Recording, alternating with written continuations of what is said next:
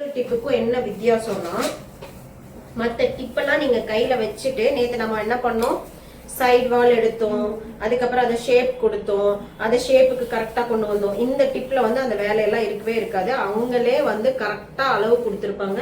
Just நீங்க clue வச்சு ஒட்டிட்டு லைட்டா ஃபைல் பண்ணிட்டு ஜெல் பாலிஷ் அவங்க என்ன லேண்ட் ஆர்ட் கேட்குறாங்களோ நீங்க அதை பண்ணிடலாம். அதனாலதான் இதுக்கு பேரு ராபிட் ஜெல்னு சொல்றோம்.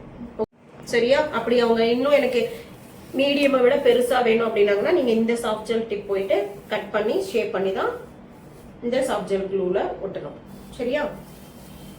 இதை எப்படி ஃபைல் பண்ணணும்னா, நான் வந்து ஃபைலர் வச்சு ஃபைல் பண்ணிடுவேன். அவசரத்துக்கு அதுதான் செட் ஆகும். நீங்க என்ன பண்ணணும்னா லைட்டா இதையும் வந்து ஃபைல் பண்ணணும்.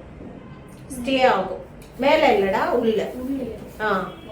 நம்ம வைக்கிறோம் இல்லையா, இது மேல, இது உள்ள, கீழே. ஸோ இதை வந்து நீங்க லைட்டா ஃபைல் பண்ணணும். ஃபைல் பண்ணீங்கன்னா ஸ்டே ஆகும். ஓகேவா? இல்லைன்னா என்ன, இது சைனியா இருக்கு, அதனால இதை ஃபைல் பண்ணணும். நம்ம நெய்லே வந்து சைனா இருக்கு அப்படிங்கிறதுக்காக தான் ஃபைல் பண்றோம். இந்த நெய்லையும் நீங்க ஃபைல் பண்ணணும், இந்த டிப்பையும் ஃபைல் பண்ணணும். இப்போ உங்களுக்கு வச்சு காட்டிட்டோமா அது எப்படி வைக்கிறதுன்னு.